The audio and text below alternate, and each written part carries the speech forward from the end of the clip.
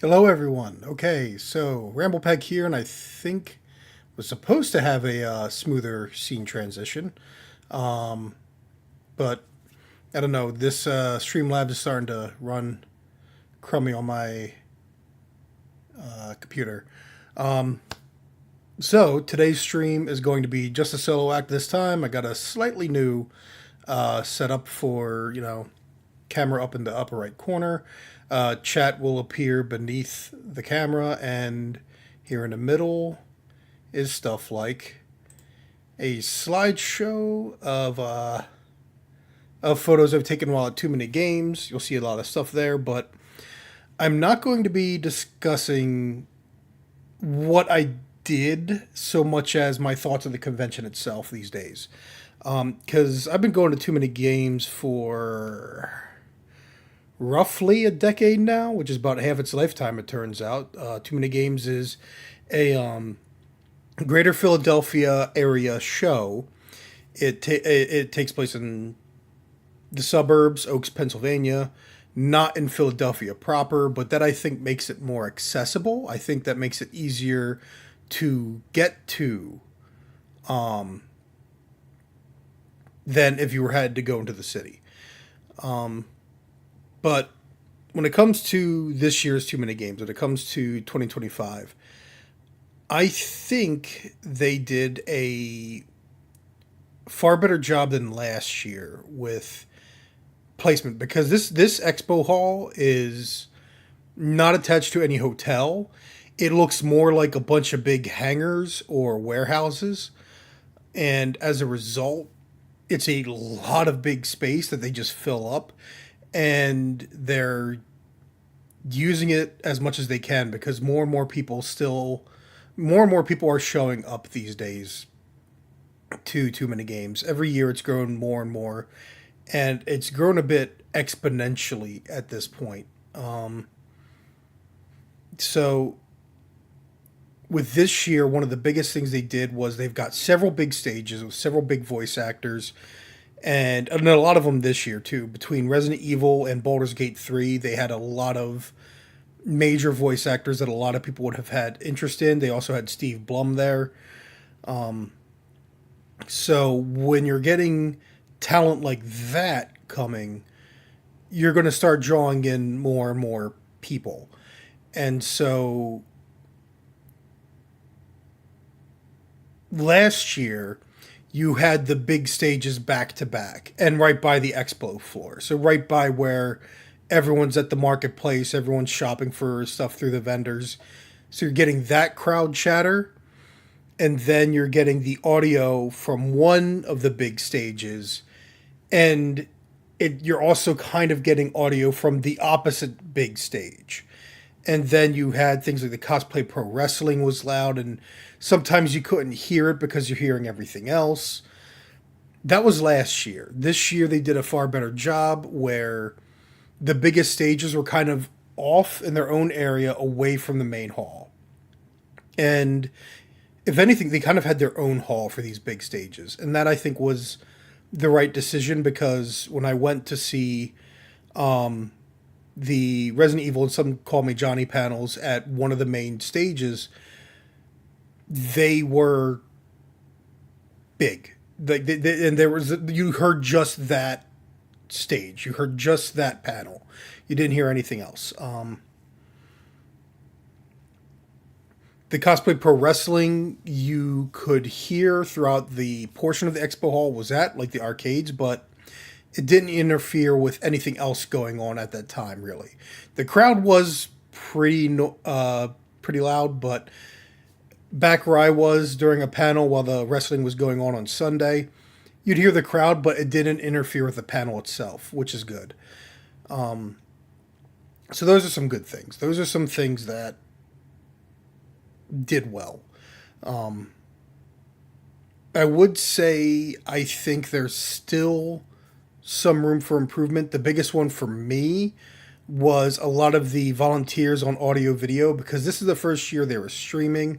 So they put more effort into trying to stream the different panels, trying to stream the different events. And because everything's done by volunteers, you have a bunch of people more inexperienced in these fields. But for me, because I do audio video at my church, even I'm sitting there like a little frustrated because they weren't they weren't adapting well. Is the best way I could put it. Like there were especially some of the panels I went to where it felt like the AV guys weren't even really paying attention. Like they would just sit there while the presenters were struggling to hear questions being asked by the the attendees.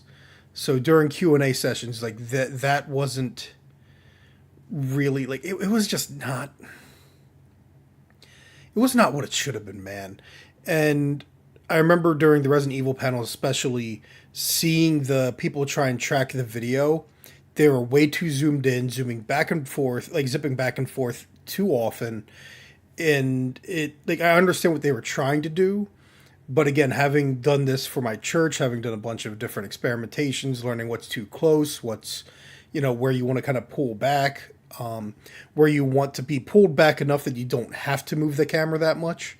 Because honestly, like, if you have to move the camera fast and a decent distance, you're zoomed in too much. If you pull back a bit, so you only have to move the camera a bit and can do so slowly. Like I think you wanted the camera on average to have three of the guests in frame at once. That way you didn't have to move it too much between the different guests. But instead it's like they zoomed in to try and have just one or at most two at a time. And the two was an improvement, but anyways, I'm getting lost in the weeds here. It's enough that I'm actually contemplating volunteering to help with AV next year. And I've never volunteered for a con before, but I think I would volunteer to help with AV if I think I could help improve it, because that's one area. Now I haven't watched any of the streams yet. Like I want to watch the wrestling on stream. I want to check that and see how it was. Plus I missed the matches. On one hand, I've seen cosplay wrestling so much that it's kind of not new to me anymore. But at the same time, it sounds like the matches were good, so I want to go back and I want to watch again. But that was the one complaint I really had. But now, I mean, the only thing that makes me curious is how much more can TooManyGames expand? As I said, like it was they basically get the expo hall in its entirety every year. And it's a big space, but they're clearly not using all of the expo center yet. I should say the entire expo center. Thing is, I haven't looked at a map of the expo center in its entirety. I don't know how much more they have to expand, but I know there's like conference rooms.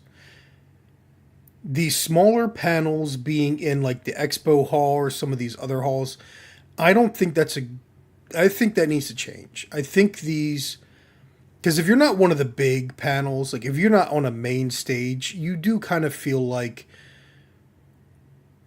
you're kind of there. I mean, me and my buddy Joey were able to get a panel submitted on time last year. We got to host a panel. It was a great time. It was a great experience. I wanted to do it again this year. Didn't submit on time. But when you're in one of these small areas, you do feel like you're kind of off to the side, like they squeeze you in wherever they can. Some stages seem to have better placement than others, but on the whole, it felt like that is like just expand a little more, take a little bit more of the convention center so you can move those individual panels to their own conference rooms. That might help, and it might give a bit more access to more bathrooms too. I have never in my life been to an event where the men's room will have a line and the women's restroom will not. But that happened several times. Like just about every bathroom had a line on Friday and Saturday especially, but the women's restrooms didn't look like they had a line. Now, for all I know, they ended up having one, or depending on the restroom, but you need access to more restrooms at the very least. And This again, like the event space was pretty big, but it's like how much more space do they have in that convention center? Because more people are attending, and so long as you're able to get big celebrities like they get big name voice actors and stuff, then you're going to keep getting more and more of an audience. And I think the only convention center I've enjoyed the location of more is National Harbor for MagFest. The National Harbor Convention Center, the Gaylord Hotel Convention Center, is phenomenal. But it's also 24 hours. You have a hotel attached. It's in a great little small town that you could just walk around in. The only downside in the season of MagFest is usually that it's wintertime, so it's cold. But MagFest is a great location. But otherwise, everybody, like, I can't think of a location that is more accessible because any other location you have to travel to a city. And cities are a pain in the butt. You have to drag, if you're taking a train or you're taking a plane, you got to drag all of your luggage with you. You got to take it from here to there. Like, you don't have an attached hotel to the Greater Philadelphia Expo Center, but you have hotels nearby and there's plenty of parking. It's the most accessible via a car. So I don't know where they would move to if they start to run out of space here, especially because I think there's also pride in being this greater Philly area convention. I don't think they'd want to leave southeastern Pennsylvania, but I think going into the city, assuming the convention center is even going to be any difference in size, I don't think that's a good move because then you're less accessible in that regard. So, I guess that's all the feedback I really have regarding the event itself. So, let's go into some of the photos I've got. Let's look at some of the photos I've got. And I may as well just have them all lit up here. So, oh my goodness, I thought. Oh no, no, no, no, no, no, no. Oh no. Hide the video. Sorry. Um, I am so sorry about that. I forgot. Like, all the images are still showing, but I forgot the video would automatically show as well. I had it in that folder. All right. So first, starting at the top, we got the Resident Evil panel. Resident Evil panel was pretty good. I didn't get to write down the names of the actors. I don't remember them well enough, but from I could at least tell you who they played from left to right, minus the bald guy. The leftmost is the voice actor for Leon, the current voice actor for Leon. He did Leon Resident Evil 2 and 4 remakes, as well as the Infinite Darkness film. Infinite Darkness, I believe, was this called. Next to him is the voice. I believe her name was Maggie. I forget the last name, but she's the actress, and also I say voice actor and voice actress, but they're also the motion capture. So they do all the performance. They do all of this stuff. She did she did Lady Dimitrescu, so she's already people's one of people's favorites immediately. So I'm looking at my YouTube preview as well. It looks like every transition is a little iffy, so that's unfortunate. That's very unfortunate. But with all that said, she was actually the most distracting when it came to the panel. But then beside her, there in the middle, is the voice actress for Claire Redfield in the Resident Evil 2 remake, as well as in the movies like the Resident Evil Infinite Darkness, and I think this latest one on the prison island or whatever that just came out. She had some of the greatest input. I definitely enjoyed when she spoke. Beside her is the current actress from the Resident Evil 3 remake and I think one of the movies for Jill Valentine. And then beside her, Neil Newbon. I at least remember his name because I heard it so many times throughout the weekend.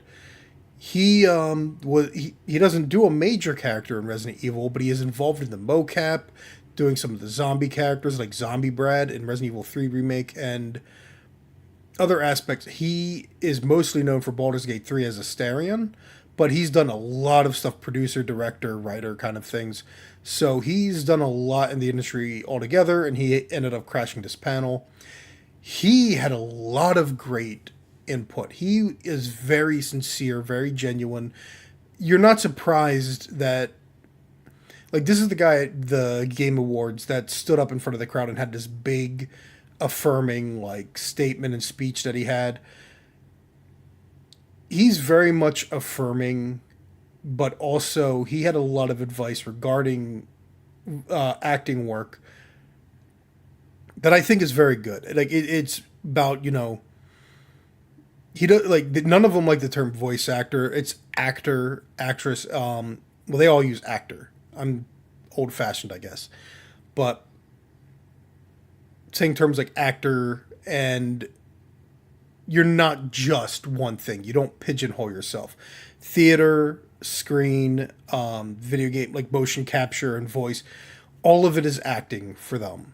And he was the one that was really spearheading that, gave really good advice, really well thought out. I mean, really, it came down to most of the panel was a lot of goofing off and goofing around. It really felt like watching a bunch of friends hang out and just have a fun time. But at the same time, like he and gosh, I wish I remembered her name, but the actress that played Claire, they both had a lot of really good advice to give, really good things to say. So they were a very bright part of that, and it was a very enjoyable panel, a good one to start the weekend on. But it was also the only big major industry, we'll say, panel that I attended. Next, and we'll see how this transitions on YouTube. Yeah, just black screens. It doesn't actually fade. That's very lame. Why does it do it like that? But now we're seeing the Some Call Me Johnny panel. This is a bad photo of it. This is my first time seeing Some Call Me Johnny. My buddy Joey enjoys watching these guys. This was another one where it's like you're basically just watching guys hang out. If you're up for, what are they called, like the Super Video Game Brothers or something. But yeah, if you're basically up for guys playing a game on a couch, talking to one another, it seems like a good channel. I'm probably going to check it out a little bit more depending on what I'm working on. But otherwise, not much to say here. So we will move on to this guy. This panel was probably one of my favorites. His name is Matt Papa, something along those lines. His panel, and as I said, like you could see, this is in the larger expo hall, given the lighting. It's like just in a corner. But his panel was named From Jersey to Japan, and he worked as a producer and localizer at Inti Creates and Sunsoft for like 10 years. So he lived in Japan for 10 years, and it was weird that he decided, all right, I'm going to do this as a Q&A session. I was expecting to go there and for him to have an outline like, here's the history of my career, my life, and what it was like living in Japan and working on these companies. Instead, he was like, here's my background. Now, Q&A, ask me whatever you want. So it was very informative nonetheless. It was very cool hearing, his thoughts on what it was to, get into the industry, like get into working in Japan. Like, what's the best way to get there?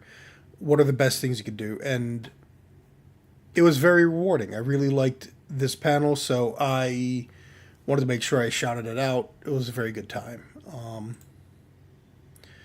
We next go to the Mother Brain panel, which this is a side view of it. This thing evidently showed up at MagFest as well.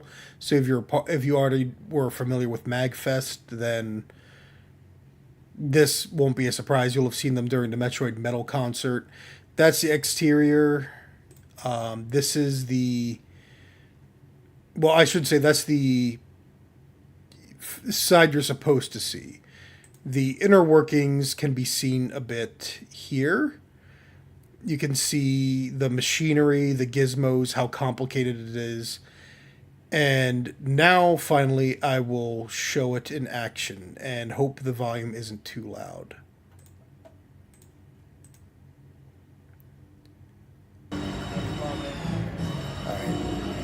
It's funny because the audio doesn't actually play for myself, so I know it's playing for you, but they're playing the music. Maybe turn it down a bit just to make sure. Because I remember it being very loud, and I don't know how loud or quiet I'm coming in. But I like that, the smoke effect. Like it was, and of course they had a cosplayer as Samus where it's just you get the pixels on the side and you play the character. It is very clever. It is very clever, but you have to get it at the right angle. But this was definitely one of the coolest things I had seen. I was glad I chose this panel to go to. It's definitely... They definitely did a lot of good work on this thing.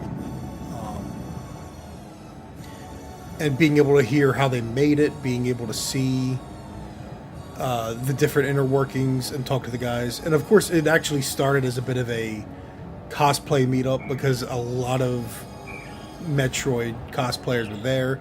Lots of different Samuses. And dude, Samus cosplay is getting next level. Okay, well, audio is a little low. Okay, I wasn't sure. I wanted to make sure it wasn't. And by the way, how's it going, Tracer Frenzy? This was probably the best part of TooManyGames for me, or best panel for TooManyGames for me, just because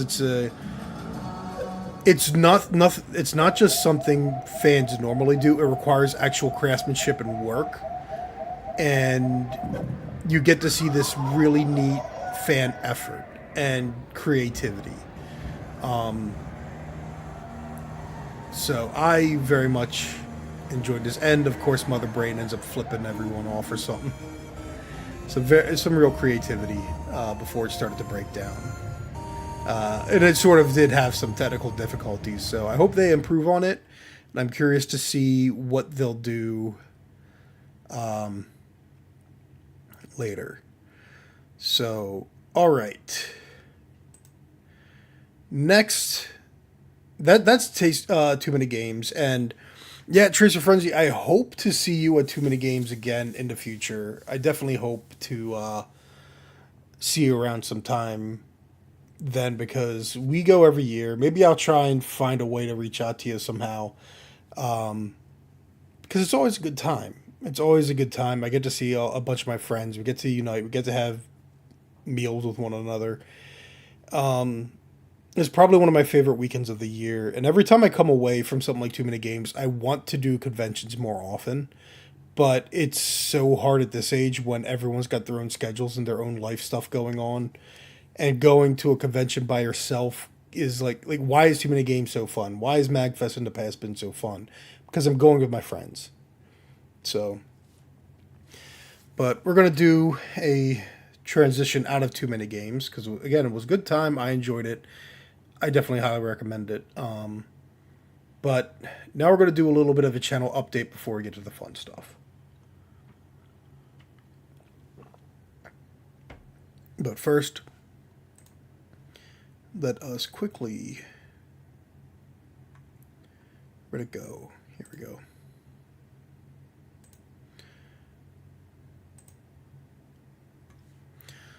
So...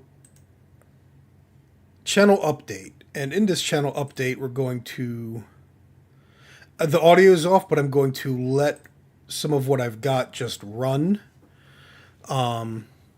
Maybe this is one of the reasons, this is probably actually the reason that Streamlabs is having so much trouble, because I got Premiere Elements open at the same time. I didn't even think about that. But yeah, this is just the beginning of the Darksiders video, and oh yeah, I can hear my computer fan, really operating now. I'm working on it, but I'm not working on it as much as I should, and I will admit that. This video should have been out by now. If I really gave it my full effort, it would have been. But a lot's been happening. I've been demoralized, and part of it is realizing that I am not fit for the long form deep dive content. I know that last year I did Darksiders, and Darksiders was a rare video I could do that. But, and this is honestly a good thing, though. It is a good thing to realize this. I just wish I realized it earlier. I will finish Darksiders 3 as it is, as a deep dive, 40 some minute probably video. No, I can't see it being any more than 50 some minutes. I can't see this one crossing the hour threshold, but who knows. But for Darksiders 3, I honestly learned a lot, but I learned a lot going back through again like the past several months since I started trying to do the year in review, right? Doing the year in review, doing the unscripted, and then doing Evil West, and then this. I mean, that's the most I've, even if we take away the unscripted videos, that's still the most I've done in such a short span in a long time. I haven't done that much kind of work in years because I would always focus on just one game at a time, and so much would happen. But I put out a lot of content, and with Evil West and Darksiders 3, I've also tried to experiment with how I create the videos. To that extent, I've finally figured out, because I've had friends tell me, it's like, well, have you tried making shorter videos? Have you tried this? Have you tried that? And they're always thinking of what other content creators are doing, but I never knew what it looked like for me, because there's so much I like to talk about a game, and there's so deep the topics. Like, I never thought of myself as just doing regular reviews, but I think after Darksiders 3, I'm going to go to more focused videos, because honestly, like, let's look at the Evil West video.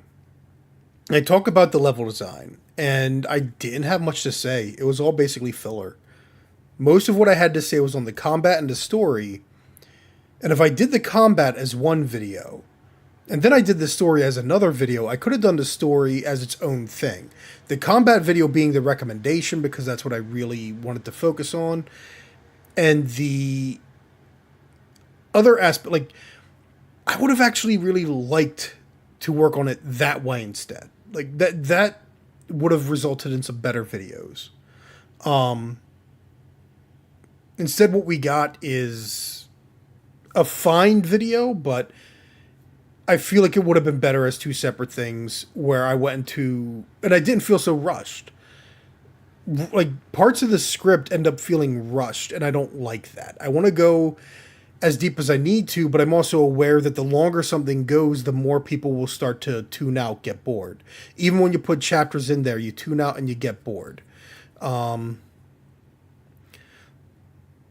So I guess the point that I want to say is, as I've been doing videos is going to go away. I'm not going to do strictly the deep dive long form content. That's the important part, is the long form aspect of it. Instead, I'm going to have more focused videos, shorter videos, but this should hopefully allow still the critical focus. And man, this is really working my computer real hard. Let me double check the YouTube stream. Actually, my actual camera is still moving fine. At least it's just funny that it's trying to do all of this at once. But yeah, I guess to try and summarize, I I'm actually excited for what comes next because I've already like, all right. I mean, I've got ideas for how to talk about Elden Ring now. I've got ideas for. I think I've been wanting to do a Metroid Dread video. Now I know how I'm going to do it. Resident Evil 4, I worked on a script so many different drafts and never did it feel satisfying. I never felt good about it. Well, now I know how I want to do it. I want to split it up into different videos. That is that is what I think will work best for me. So there will be unscripted. I have some unscripted ideas as well, but hopefully I'll be able to output more content on average. And honestly, I'll probably still try general reviews anyway. I mean, we're entering July, and there's so many games coming out, like Earth Defense Force 6, Steam and Cinder, Gestalt and Cinder. There's an indie Metroidvania game coming out. Oh, you have to finish Metroid Dread before that. Maybe, maybe not. It won't. Again, it's not going to be my typical deep dive. It's going to focus specifically on a certain aspect of Dread's design and how it evolved from from the previous games. And it's funny that I got all this footage showing that has nothing, no audio, so all you're seeing is disconnected footage of Darksiders. Um, but yeah, I'll be doing those videos. I'll be able to hit all kinds of topics, and I'll be able to review a bunch of the games that are starting to come out this year. Kunitsugami is going to be one of them. I've decided I'm going to play that game. Um, if I can figure out how to talk about Helldivers, because I'm playing that with my friend, I'll talk about that. But I'm more excited now about the future of the channel. I just got to get through the Darksiders 3 video. And I'm also waiting. I will not do another unscripted video until Darksiders 3 is done. And I've got a couple ideas. I got a couple things I want to do. But again, they're not gonna come until, because I think that was one of the things that, again, this is a year of experimentation. I made one video on Xbox and it blew up, and it's been downhill since then. And honestly, I like live streaming stuff too. I like having conversations and having audience back and forth, but the problem is I don't have enough of an audience. That, or I just choose the worst times to do streams, or both. I don't have enough of an audience, and I choose the worst times to do streams for what little audience I have. So it is what it is. You experiment, you figure things out, but whatever. You get what you can, you do what you can. But generally, yeah, I'm going to put as much effort as I can into finishing this Darksiders 3 video in July. It is July 1st. Preferably, I would be crunching on it to get it down by mid-July. But who knows? But definitely, I want it done before July is over. Sooner the better, because then I can work on other videos sooner than that. So that's all there is to say about that. Now let's start switching over to... Whoop, where's the properties? We're going to switch over to...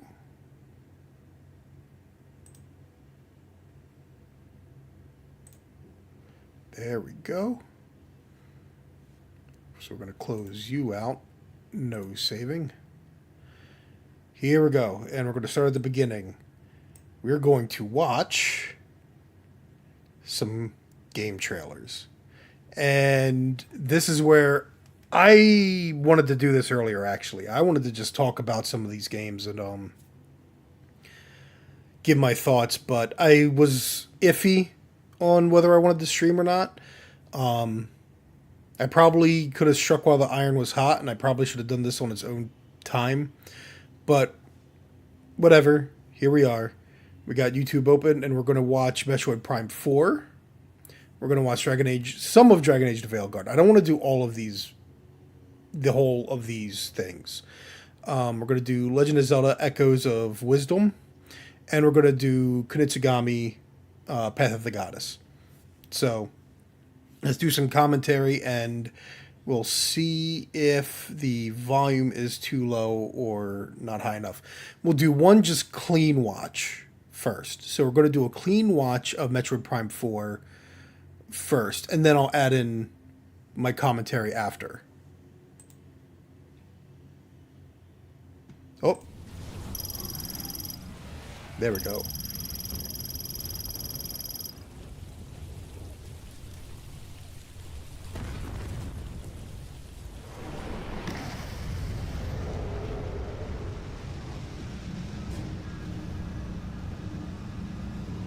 It looks so gorgeous.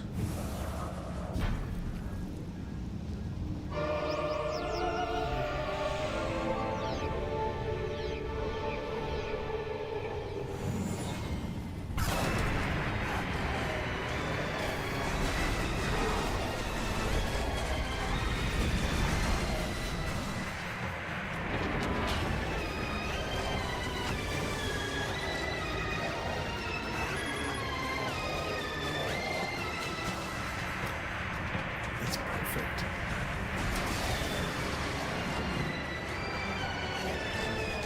We're going to come back to this part.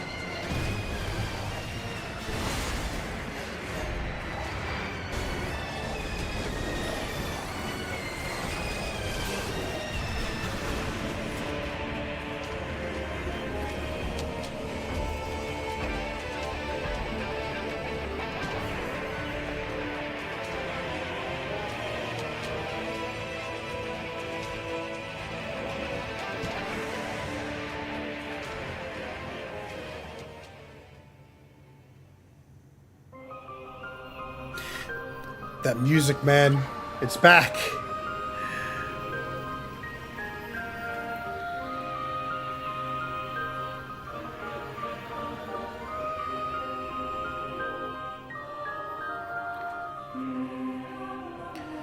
All right, I'm gonna lower the volume for some of the replay, but all right. So the first thing I have to say is I've heard people say that no, it's confirmed. This is Switch current gameplay. It, uh, how is this running at 60 frames a second on a current Switch? How is that happening? How is this currently running on a current Switch at this frame rate, looking this good? Look at these textures. These textures, and it's not just that. Like, look at the dynamic lighting on her, right? She starts out like, we can rewind just a bit. Look at how well lit she is, and then it's like the lighting changes on her. Like, I was convinced, and I'm still halfway convinced, this is actually running on a Switch successor. I mean, maybe you could argue Switch because there's some aliasing maybe going on. You can't tell if that's compression to YouTube or not, but Nintendo has been allergic to anti-aliasing for a long time. But that looks so good. And then, like, she's going to jump. Look at the rocks bounce. Like, look at the part of the... Watch it again. Let's watch that again. She's going to jump. She's going to land. And rocks are going to bounce. It looks so good. The smoke effects. It looks so good. And, of course, for me, like, you could tell former Halo devs worked on and got that. You have that. All this big battle. So I love this look. It's probably just the opening, though. Of course, you've got the scanning, and that's... So the tone so far is all right. It's all what I want to see. We're going to pause for a minute here, because at this point, anyone responsible for the first Metroid Prime and the sequels 2 and 3 are gone from Retro Studios. They're kaput. They left the company a long time ago. And that like my concern was whether this would actually feel like Metroid Prime should feel like. And thus far they're convincing me. Like everything like even though it's a galactic space battle and that's more cinematic than Metroid was at the beginning. I mean, everyone does say, like one of the things people complain with Metroid Fusion is, oh, Metroid, you're supposed to be isolated and everything. Here, clearly, they're fine with it, not quite conveying that, but it's good. It sets like a tone, but you're also seeing like the scan and it's the space, like the text, the description of a dying space pirate feels right. It feels like the writing's good, the music's feeling right. You're getting a remix of the space pirate theme. Here, you're of course seeing. Okay, I'm starting to see how maybe it is the original Switch because here's the lack of anti-aliasing right here as well. You can really see it in the environment here. Textures are still looking okay. This texture doesn't look as good. All right, so maybe it is original Switch. It's just holy crap what they're able to do. But this scene here specifically, what I love is you're watching Samus go through here, and here the pirates are setting up a bomb to blow the door, right? And this one's sitting in cover, and now we switch into the next room, and boom, we see them breach. Here, I want to make sure we see. Again, we're talking about new staff, old staff. One of the modelers, one of the 3D modelers, is formerly of 343 Industries. So they've worked on Elites for Halo 4, Halo 5, and Halo Infinite. That is Space Pirate, but it's also very wart Elite. So you're seeing some of that. There's definitely a little bit of Halo. And of course, the reveal of Sylux. Now, what I find hilarious about this, especially this shot here, right? Because Sylux was teased at the end of Metroid Prime 3 Corruption as chasing Samus. But the Metroid game nobody played because it wasn't really a Metroid game. It wasn't what people wanted, especially after Metroid Other M, Federation Force. Let's watch another video of the secret ending of Metroid Prime Federation Force. Ooh, that's a little loud. Okay, that was a little loud. And oh gosh, 3DS, again, anti-aliasing issues everywhere, but this is 3DS. It was not meant to be seen at this resolution. But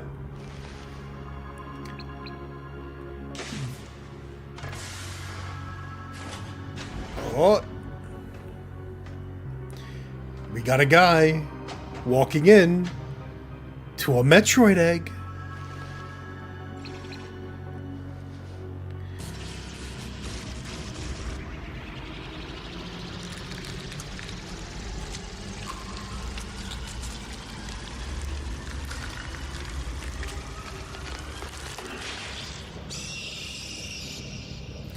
Oh, it's a Metroid.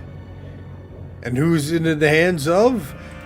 I mean, it is very low res, but at this point it became clear by a lot of people that this is Sylux. Sylux went and stole a Metroid. And now what I'm curious about, like we're talking plot-wise, is it possible that Sylux has been letting the Metroids imprint on him? Now here's where, if you... I'm not going to go try and do too much lore deepness, because honestly, for me, Prime is its own continuity, and the rest of the Metroid, like the side-scrolling games, are their continuity.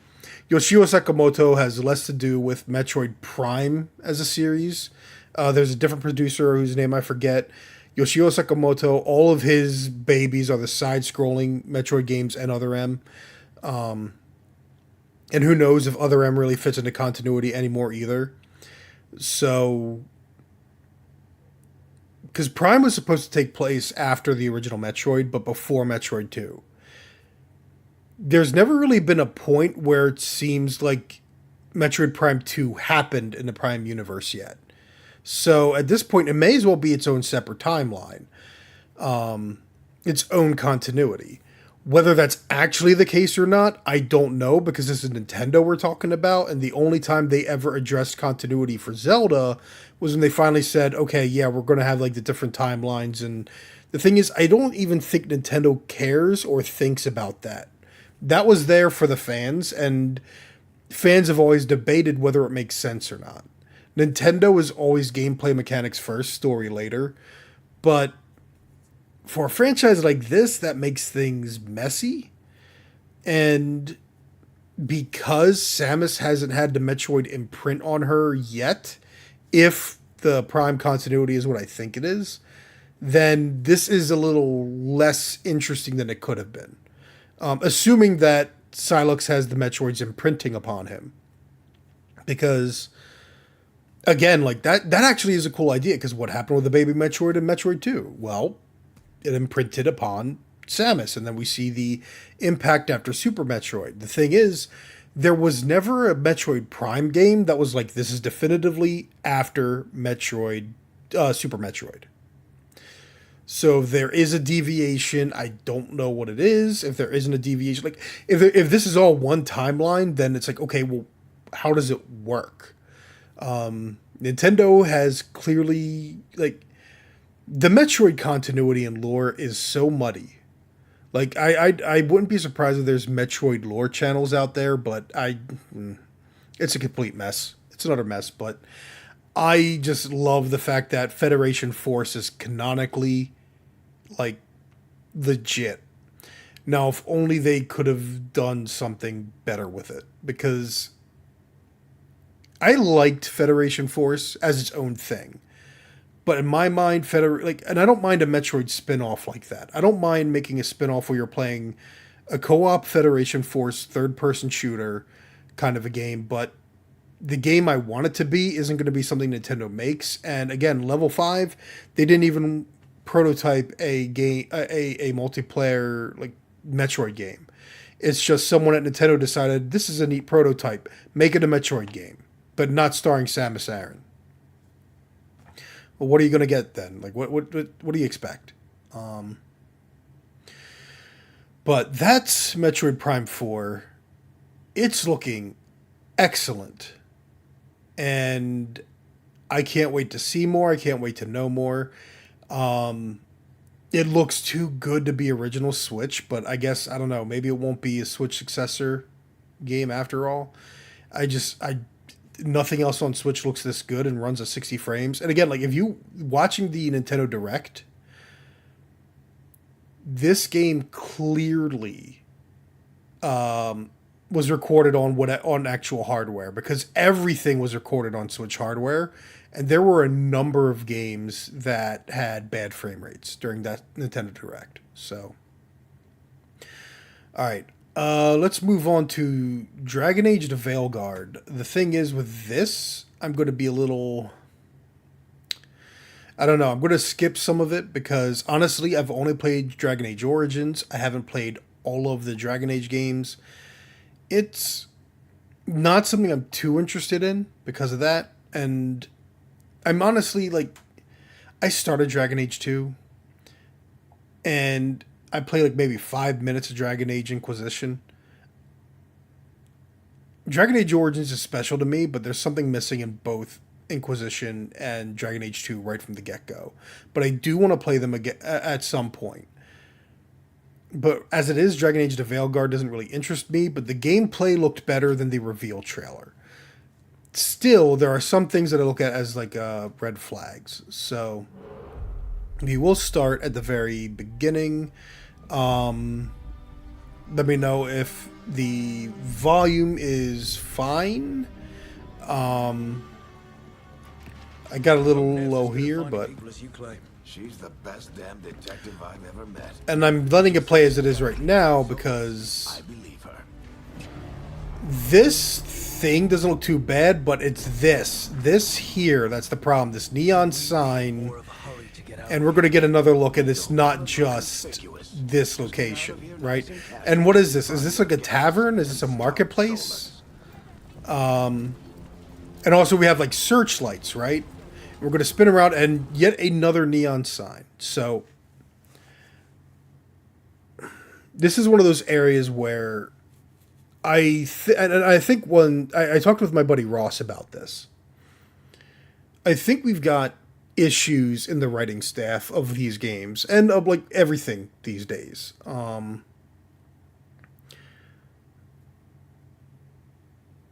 Why in a fantasy setting do we have neon signs that look like modern day?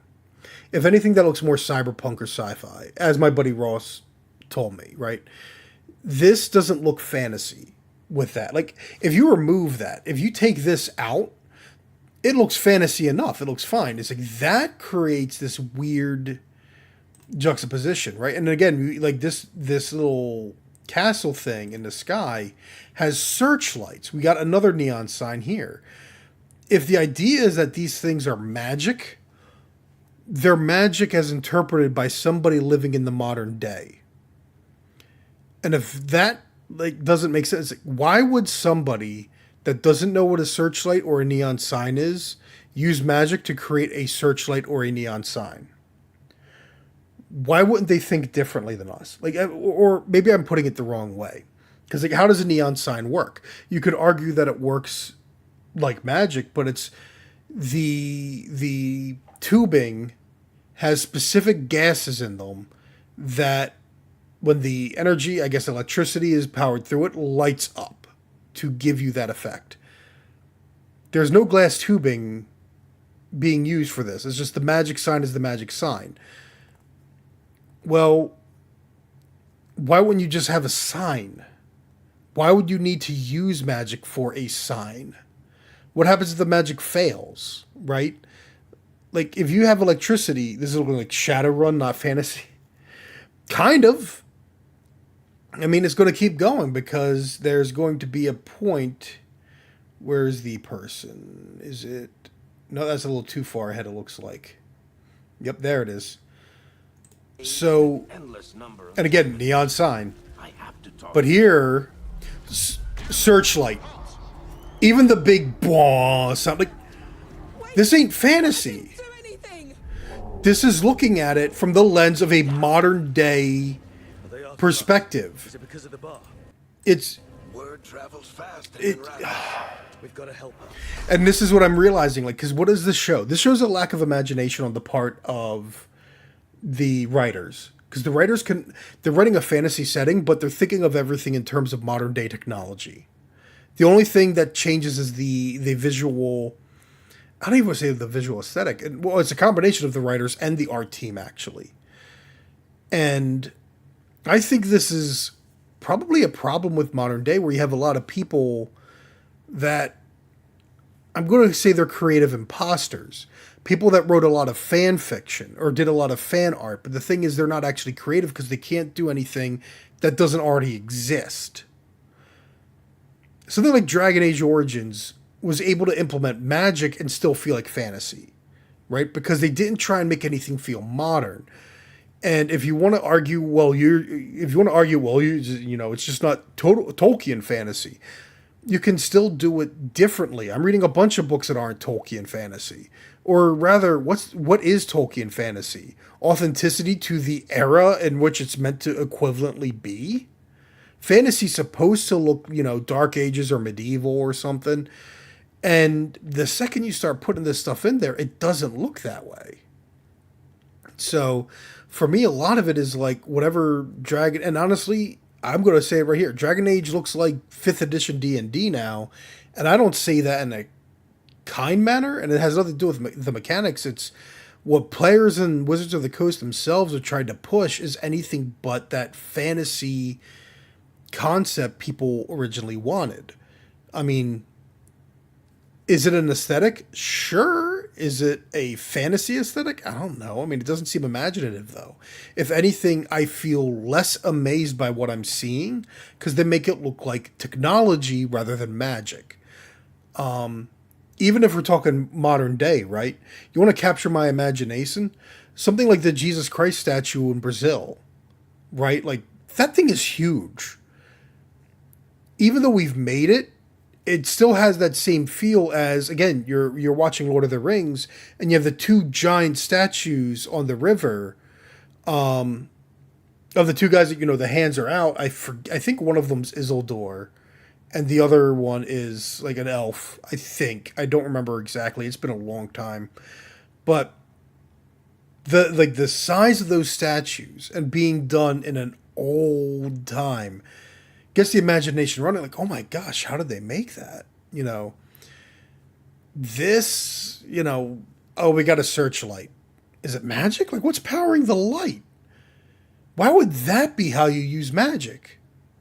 Wouldn't you use magic to divine their position some other way for whoever you're looking at?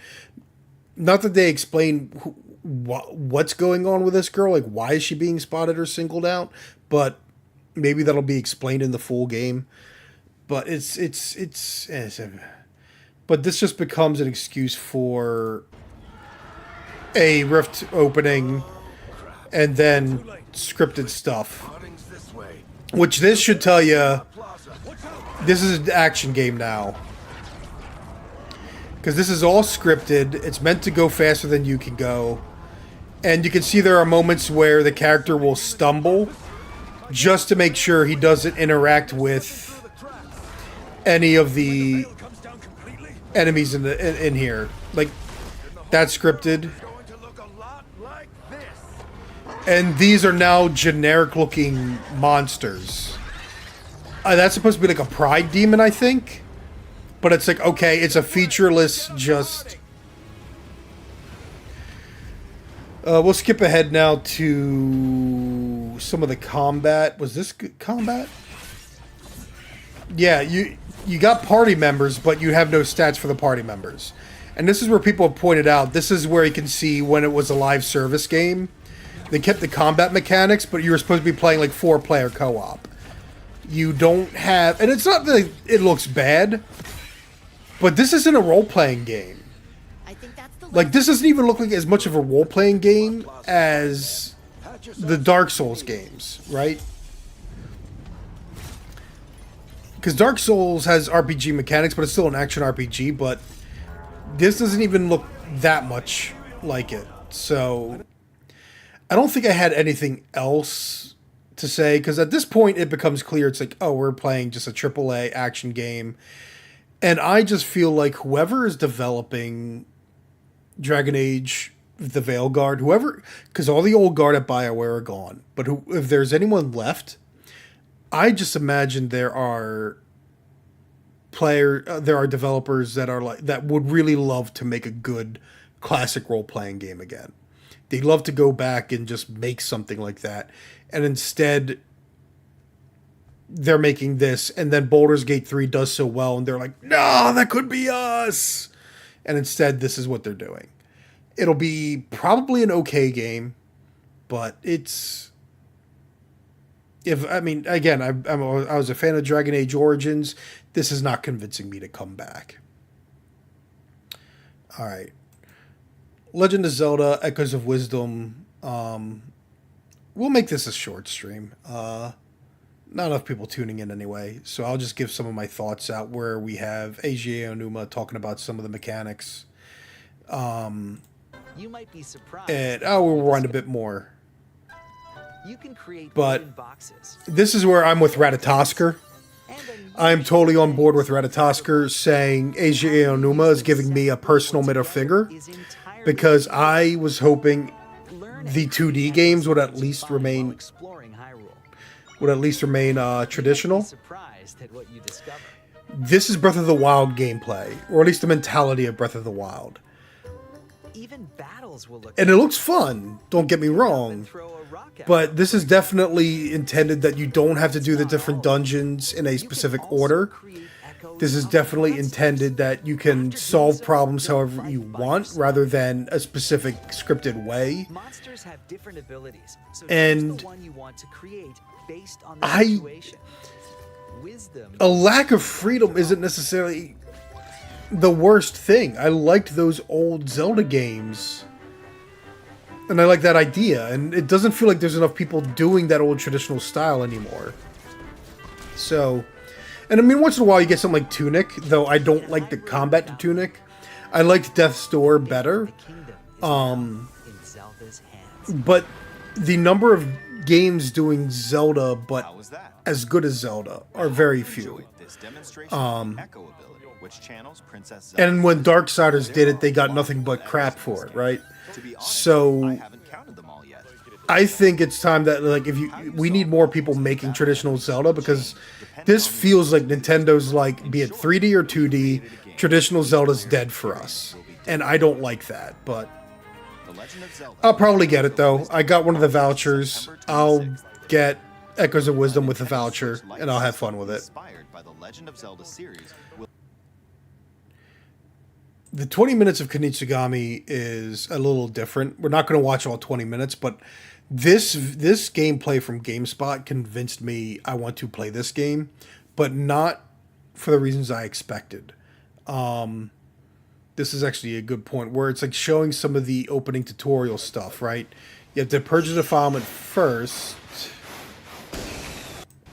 And what happens after that? Oh, you find a guy, right? And you can change his role. I noticed I started to pick up on this and this. So, first thing he's doing, and there you go, you can't afford to make that change yet, right? Because you only have the 50. So he changes his character class. But, yeah, commanding villagers, yeah. He's going to try and change the, well, he's going to command him first. This is where we have like the I don't want to say tower defense, but it is defense. It's horde style defense, which I guess is tower defense. But the one guy, he doesn't have his class changed, and he's still. This is why I do not like watching. Okay, we got more money now. We found another person. We got more money. I'm gonna lower this volume. That's the thing. Okay, purge and defilement during the daytime will get you money, which you can use to now upgrade people. But he didn't have enough to upgrade all 4 people that he got. So now here we are in the fight. 2 of his people, like 2 of the villagers, are not combat capable. That's fine. He can't afford to change their roles yet. But by defeating enemies, you get more currency. Which means, as they're fighting, they should be able to change roles. So now he can at least afford to change one of the guys to one of those axemen. What's he going to do? At no point is this guy going to do that. He's going to... And he walks by to change role several times.